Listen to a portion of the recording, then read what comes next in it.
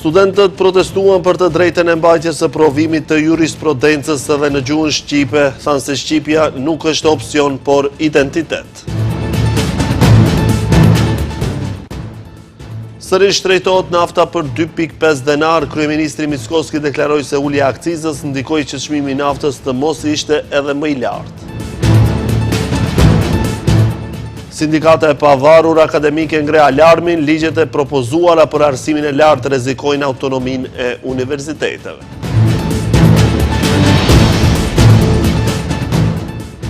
Tarifat e uleta shëndetësore për shtetasit e Kosovës mbetën vetëm fjalë, ministri aktual i shëndetësisë nuk e ka parë dokumentin e ministrit të mëparshëm.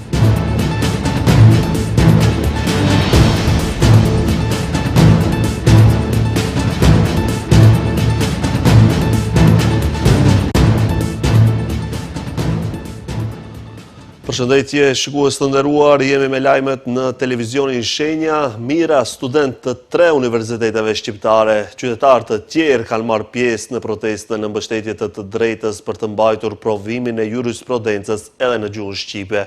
Studentët që mbanin pankartat "Shqipja nuk negocohet", gjuha shqipe është zyrtare. Studentët nuk tolerojnë dorëheqjen e ministrit të drejtësisë Igor Filkov dhe dorëheqjet të kryeministrit Hristian Mickoski. Njëri prej organizatorëve të protestës, Mevlan Ademi, u shpreh se gjuha shqipe nuk është opcion, është identitet.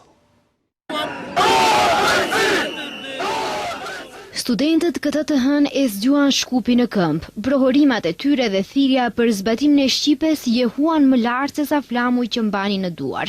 Mira studentë të 3 universiteteve shqiptare u mblodhën bashk për një kërkesë të vetme: provimi i jurisprudencës të mund të jepet edhe në shqip. Paftësia e qeverisë së kaluar për të mos çuar proceset deri në fund, apo e qeverisë aktuale për të mos u angazhuar seriozisht në këtë drejtim, bën që edhe në vitin 2026 të protestohet për gjuhën shqipe. Nën pankartat, Shqipja nuk negociohet, gjuha shqipe është zyrtare, studentët nuk tolerojnë, drejtësi barazi, nuk ka shtet parini, ne flasim shqip. Protesta studentore nisi nga Ura e Gurit dhe përfundoi te Ministria e Drejtësisë, ku kërkua dorëheqja e ministrit të drejtësisë Igor Filkov dhe dorëheqja e kryeministrit Hristian Mickoski. Njëri prej organizatorëve të protestës, Mevlan Ademi, shpreh se gjuha shqipe nuk është opcion, por është identitet. Nuk kërkojmë favore, kërkojmë barazi. Dhe le të jetë qartë për të gjithë. Ne nuk jemi kundër asnjë. Ndoshta kundër Filkovit. Ne jemi këtu për veten tonë, për gjuhën tonë, për të ardhmen tonë. Mandela thoshte, të flasësh me dikën në gjuhën e tij, do të thotë të flasësh në zemër. Prandaj, sot ne kërkojmë që shteti të na flet në zemër, në gjuhën tonë, në shqip. Ndërkaq studentët e universiteteve Nën Teresa, Universitetit të Tetovës dhe të Europës Juglindore u shprehen se kjo protestë nuk është kundër askujt, por një thirrje për drejtësi, barazi dhe respekt ndaj procesit akademik dhe profesional. Kërkesa jonë është e thjeshtë. Respektoni kushtetutën dhe ligjin. As më shumë, as më pak. Kolegët tonë kanë të drejtë ta japin provimin e jurisprudencës në gjuhën shqipe. Pikë. Çdo zvarritje është përpjekje për të na mohuar në të drejtë që është na mohuar prej shumë vitesh. Gjuha shqipe është zyrtare, nuk negociohet. Nuk është kërkesë emocionale, por një çështje parimore.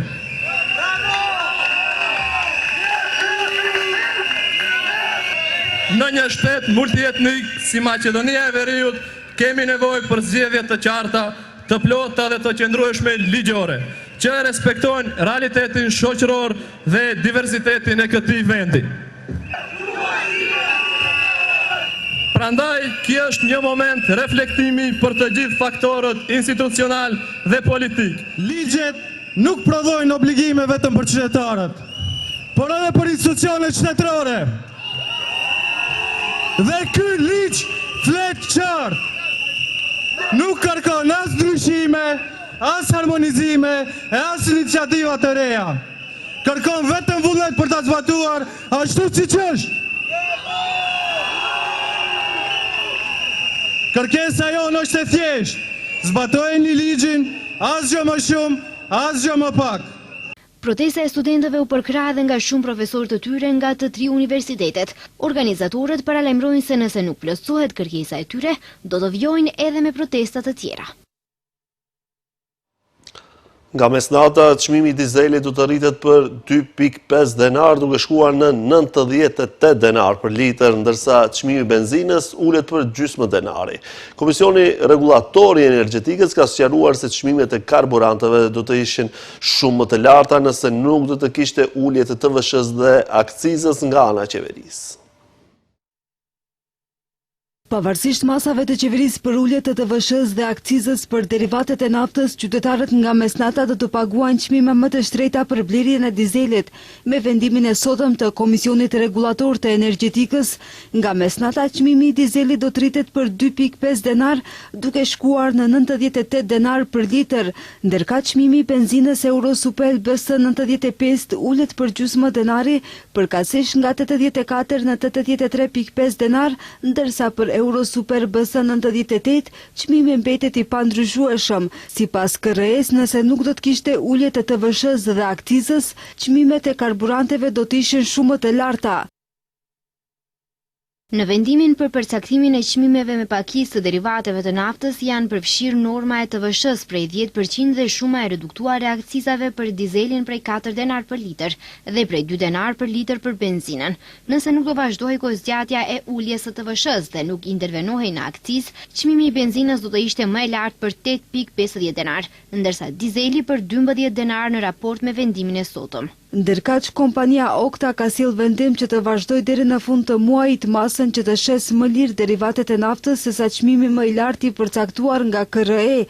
Në këtë mënyrë, dizeli në Okta do të shitet për 3 denar më lirë, ndërsa benzina 2 denar më lirë.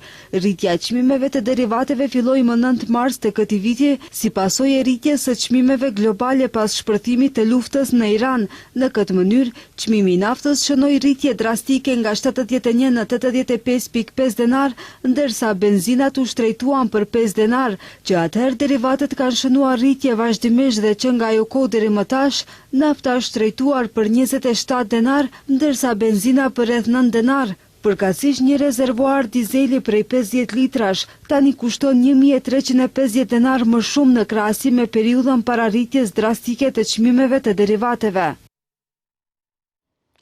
Kryeministri Hristian Mickoski tha se vendimi i qeverisë për uljen e akcizës ja mundësoi Komisionit Rregullator të Energjetikës që të vendosë çmime 4 denar më të ulëta për litër të benzinës dhe 2 denar për dizelin. Pavarësisht rritjes së çmimeve, Mickoski kujtoi se konsumi i naftës është rritur nga 1.5 milion litër në 2 milion litër në ditë.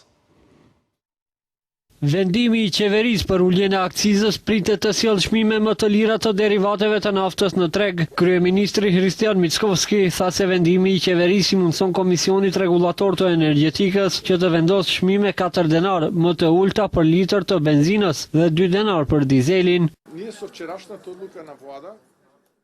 Vendimi i qeverisë praktikisht i mundësuam Komisionit Rregullator për Energjetik t'i ul akcizën për dizelin 4 denar për litër, kurse për benzinën 2 denar për litër. Gjithashtu, personalisht kam biseduar edhe me udhëheqësinë e Oktas në Shkup dhe arritëm të sigurojmë afat kohor për 1 muaj për ato 3 denar për litër dizel dhe 2 denar për benzinën, kur e gjithë kjo të hyjë në funksion.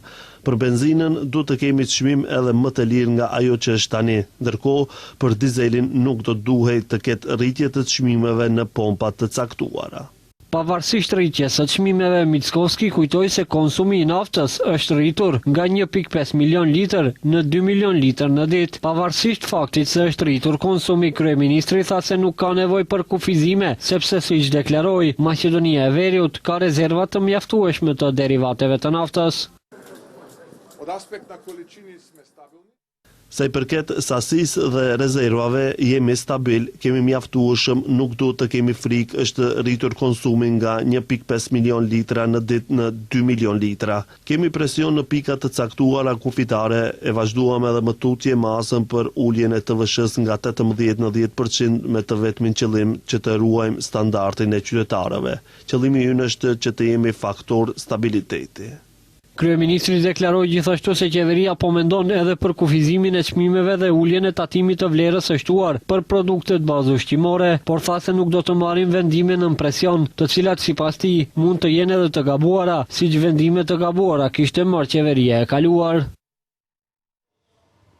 Sindikata e pavarur akademike shpreh shqetësim për paketën e re të ligjeve në arsimin e lartë, duke theksuar se ato rrezikojnë autonominë universitare dhe rrisin ndikimin politik. Sipas saj, kushtet e reja për avancim akademik janë të vështira për studiuesit e rinj dhe mund të nxisin largimin e kuadrove. Po ashtu kritikohet mungesa e financimit të qëndrueshëm për shkencën dhe roli i shtuar i ministrisë në institucionet akademike. Sindikata kërkon dialog dhe propozon krijimin e një fondi të pavarur për shkencën. Sindikata e pavarur akademike ngre alarmin për paketën e re të ligjeve në arsimin e lartë. Nga kjo sindikat shprehen seriozisht të shqetësuar për ndryshime që po përgatiten nga Ministria e Arsimit dhe Shkencës, duke theksuar se një pjesë e madhe vërejtjeve të tyre janë injoruar dhe se zgjedhjet kryesore kanë mbetur të pandryshuara. Propozimet ligjore rrezikojnë autonominë universitare pasi parashohin transferimin e kompetencave nga organet e pavarura drejt Ministrisë së Arsimit. Një centralizim i tillë mund të hapë rrugë për ndikim politik në menaxhimin, financimin dhe politikat kadrovike të institucioneve të arsimit të lartë. Një tjetër shqetësim lidhet me kushtet e reja për avancim në tituj akademik, të cilat sipas tyre nuk i marrin parasysh dallimet mes fushave shkencore. Sindikata thekson gjithashtu mungesën e një strategjie të qartë për financimin e shkencës, duke nënvizuar se projekt ligji nuk garanton financim të qëndrueshëm, në një kohë kur vendi tashmë rënditet ndër më të ulët në Europë për investime në këtë fushë. Kritika ka edhe për krijimin e Agjencisë së re për sigurimin e cilësisë, ku Ministria e Arsimit do të kishte rol të drejtë për drejtë. Një strukturë e tillë nuk është në përputhje me standardet evropiane për pavarësi dhe mund të vënë në pikpyetje objektivitetin e vlerësimit të cilësisë. Ndër çështjet më problematike përmenden edhe mundësia ndërhyrjes në statusin e universiteteve pa pëlqimin e tyre, kontrollin mbi shpërndarjen e fondeve dhe ndikimin në punësime. Si zgjidhje, Sindikata e pavarur akademike propozon krijimin e një fondi të pavarur për shkencën, i cili do të siguronte financimin transparent dhe të qëndrueshëm, si dhe më shumë fleksibilitet në kriteret për avancim akademik. Nga sindikata bën thirrje për vazhdimin e debatit publik dhe hapjen e një dialogu të mirëfillt me komunitetin akademik. Në të kundërtën, paralajmërohet për rënje të cilësisë në arsimin e lartë, kufizim të lirisë akademike dhe rritje të ndikimit politik në universitete.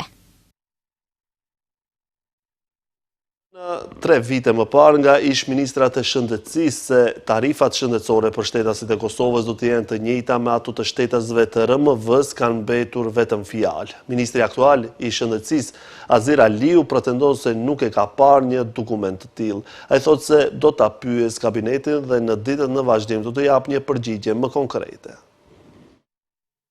Jam i lumtur që njoftoj se do të sigurojmë që vëllezërit tonë nga Kosova nuk do të paguajnë më shuma astronomike për shërbimet shëndetësore në Shkup.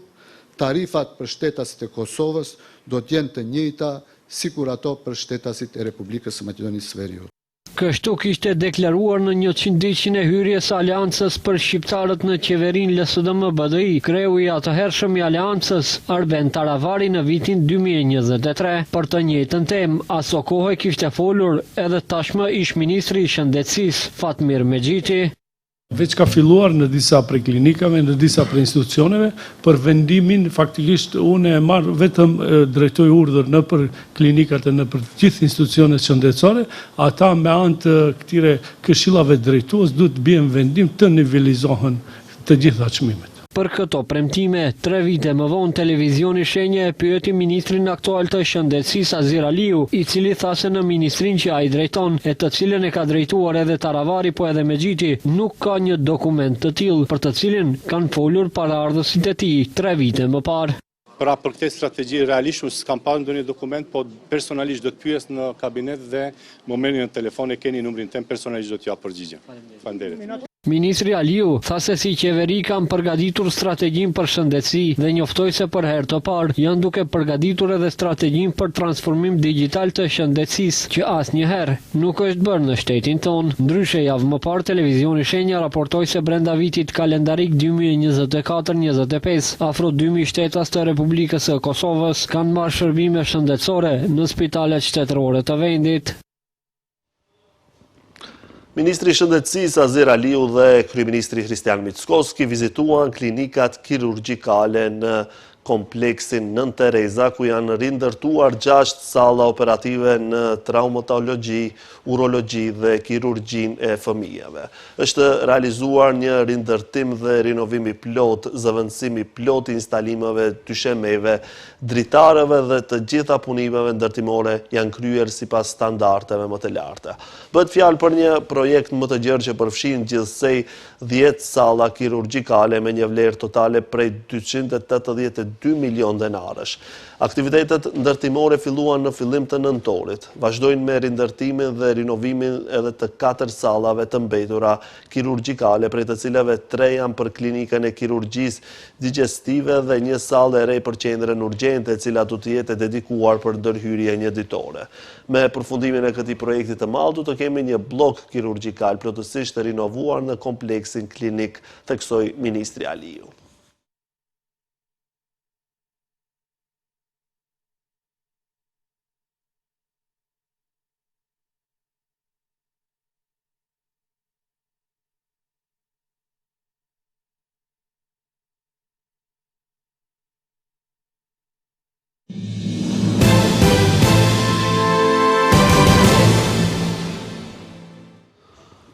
Albin Kurti dhe Lumir Abdigjiku janë takuar sot në kuadër të serisë takimeve për të siguruar zgjidhje për çështjen e zgjedhjes së presidentit. Gjatë takimit nuk është arritur ndonjë dakordim, megjithëse Kurti është shprehur optimist se do të arrihet një marrëveshje me opozitën gjatë takimeve që do të zhvillohen në vijim.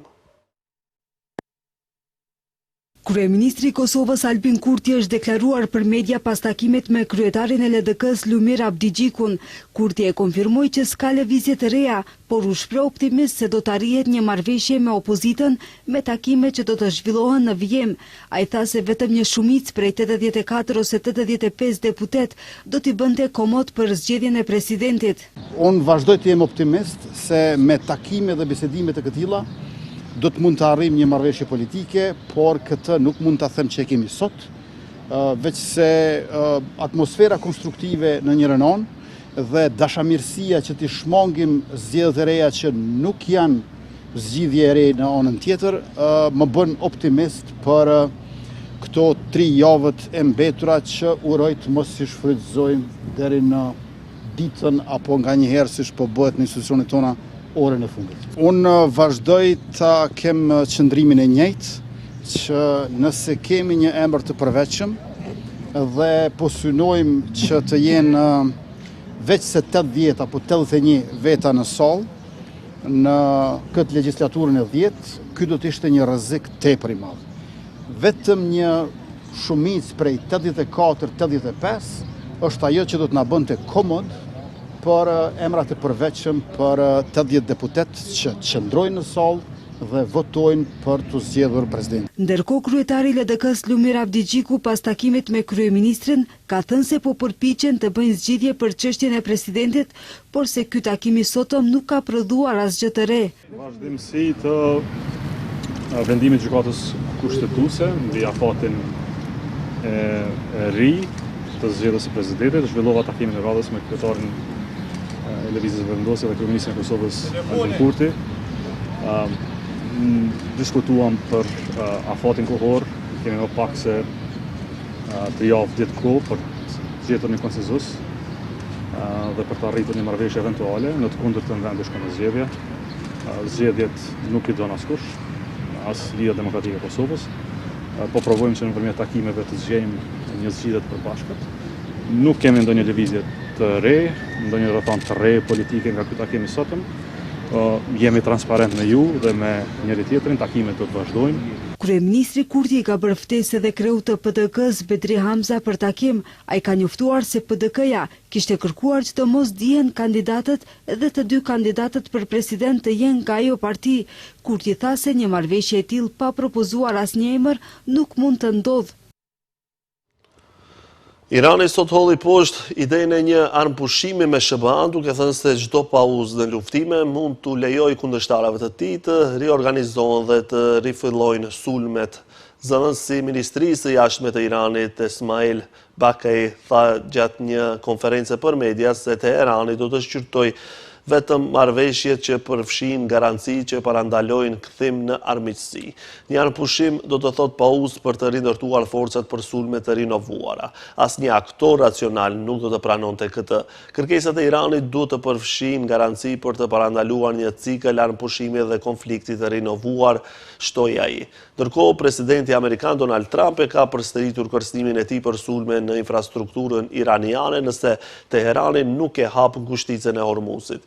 E marta e 7 prillit do të jetë dita e termocentralit dhe dita e urës të gjithë në Iran.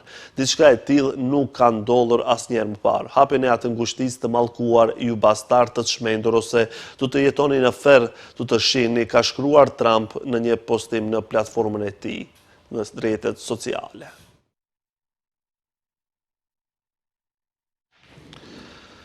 Katër astronautët e misionit Artemis 2 të NASA-s hynë në sferën e gravitacionale të ndikimit të hënës herët të hënën në mëngjes, dërsa lundronin përgjatë një shtegu që së shpejti do t'i çojë ata mbi anën e errët hënore për të bërë njerëzit që fluturojnë më larg në histori.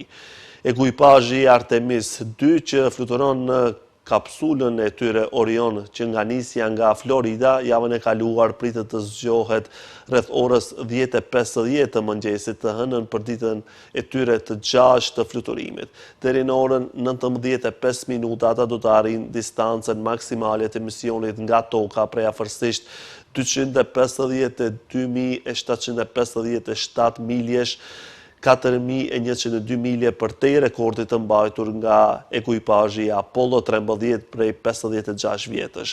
Ata do të lundrojnë rreth anës së largët të hënës, duke e parë atë nga afërsisht 4.000 milje mbi sipërfaqen e saj të errësuar, ndërsa ajo eklipson një tokë me madhësinë e një topi basketbolli në sfondin e largët. Ky ishte lajmi i fundit për këtë edicion informativ. Faleminderit për momentin, bashkë mirupafshim.